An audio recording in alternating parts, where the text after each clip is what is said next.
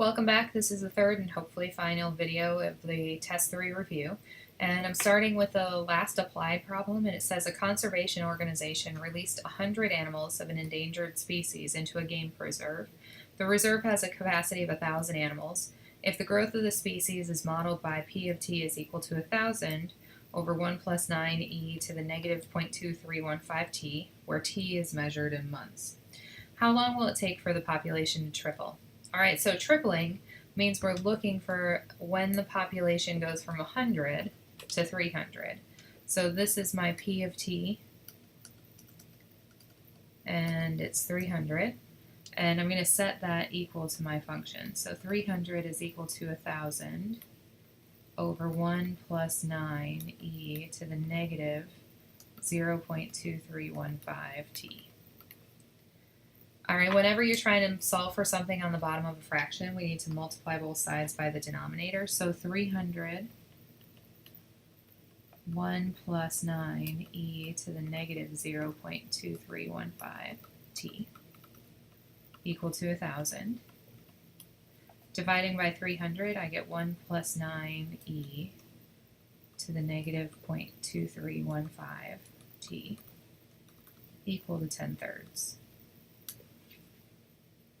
Alright, continuing through, going to solve for my t, I'm going to subtract 1 from both sides, so 9e negative 0.2315t is equal to 7/3.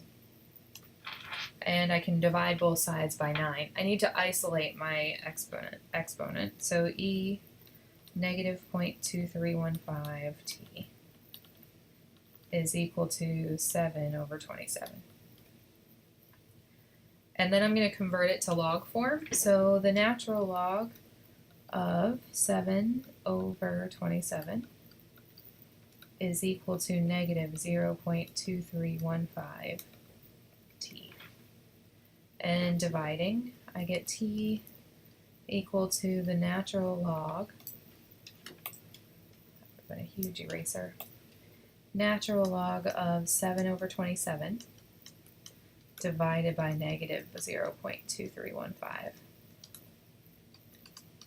says to round to 3 decimal places, so I'm using my calculator here.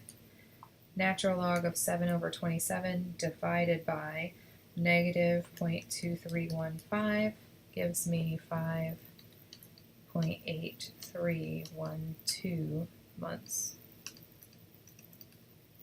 Wow, that's fast. Okay, moving on, so 5.8312 months, and going forward, the last topic on your test for Monday is going to be partial fraction decomposition. So remember, first step here is we factor the denominator of our function. So if I'm factoring this, then I have x minus 4 on the top. On the bottom, plus 6 minus 5 means that I have 2 and 3. So x minus 2, x minus 3. And I'm going to write that as a over one term, b over the other term. So here is the next part. X minus 4 over x minus 2 times x minus 3 is equal to a over x minus 2 plus b over x minus 3. Alright, multiplying both sides by the lowest common denominator. So I'm going to multiply both sides by x minus 2 times x minus 3. Now over on the left-hand side, I'm just left with the numerator.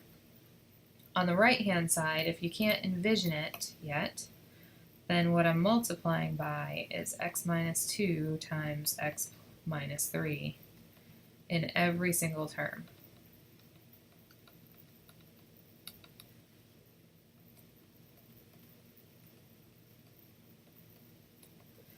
Alright, so left-hand side, bottoms cancel. Right-hand side, in this term, the x minus 2's cancel, and what I'm left with is a times x minus 3. In my other term, the x minus 3's cancel, and what I'm left with is b times x minus 2. Alright, now I'm going to distribute and regroup. So x minus 4 is equal to ax minus 3a plus bx minus 2b. And I'm going to put my x terms together and my constant terms together. So for my x terms, x minus 4 is equal to ax plus bx. And then I have plus negative 3a minus 2b. Alright, so if I factor out an x, I have x minus 4 equal to a plus b times x and negative 3a minus 2b. Alright, here we have some number times x is equal to a plus b times x. So if I were to rewrite it, then whatever number is multiplied by x is equal to a plus b. Well, that's equal to 1. So 1 is equal to a plus b.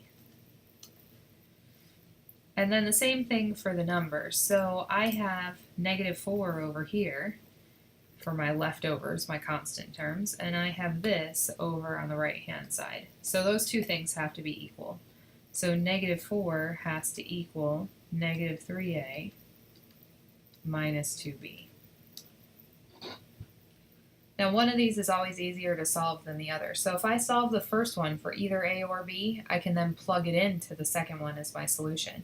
So let's say we solve for a, and using this top one, a is equal to 1 minus b.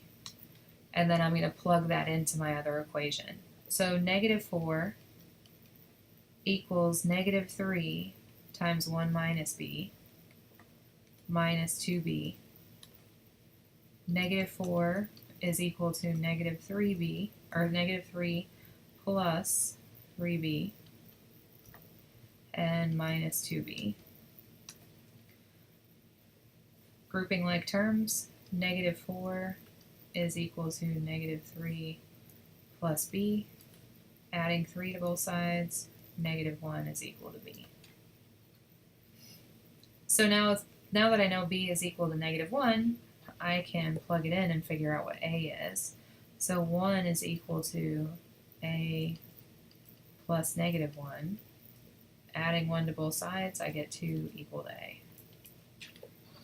So now as far as my solution is concerned, x minus 4 over x squared minus 5x plus 6 is equal to, a is equal to 2, so 2 over x minus 2, and then plus negative 1 over x minus 3.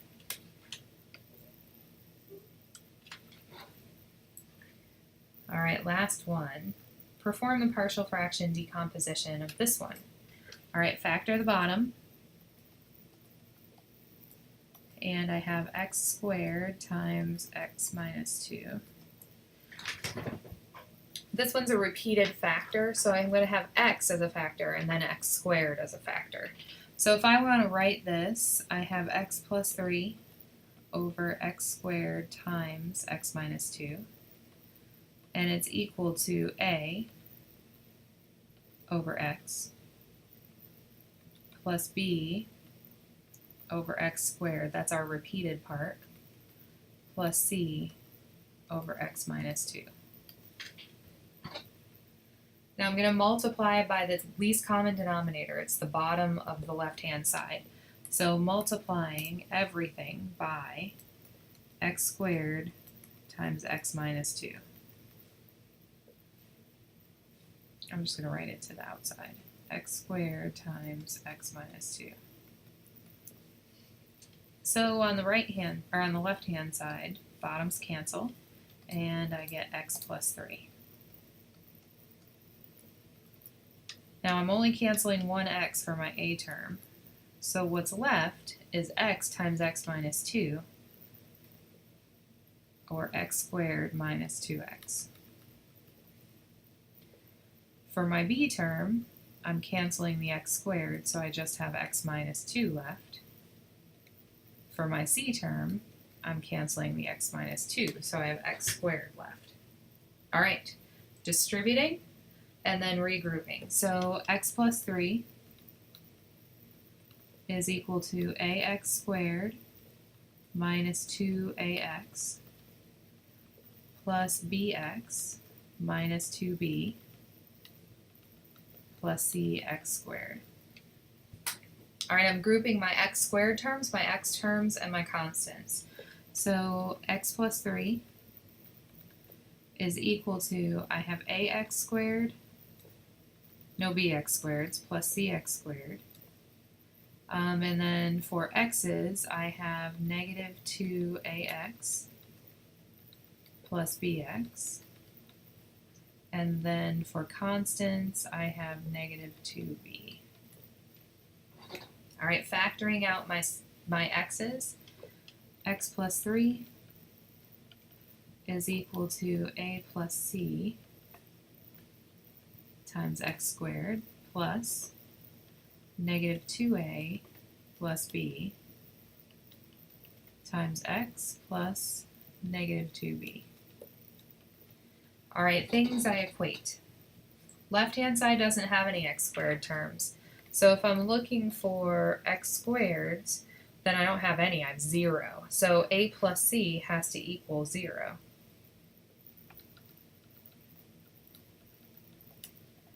All right, I do have x's, so if I'm looking at the x's, negative 2a plus b, and I have 1 over here. So negative 2a plus b is equal to 1. And the last part, I have negative 2b for my constants, and I have 3. So negative 2b has to equal 3. All right, have to solve that thing. So first thing I have is one that's equal to a constant. So negative 2b is equal to 3, dividing it by negative 2. I end up with my first solution, b is equal to negative 3/2. All right, I can use that and plug into the second one in order to solve for a. So negative 2a plus negative 3/2 is equal to 1. So negative 2a is equal to, I'm adding 3/2 to both sides, so I get 5 over 2. And then dividing by negative 2, I get a is equal to 5 over negative 4, or negative 5/4. Okay, so I have a and b so far. So c is easier to solve for because it's the opposite sign of a. So a is equal to negative 5/4, and negative 5/4 plus c has to equal 0. So c is equal to 5/4. All right, how do I express this thing? So I need to put it into its answer form, and x plus 3 divided by x to the third plus or minus 2x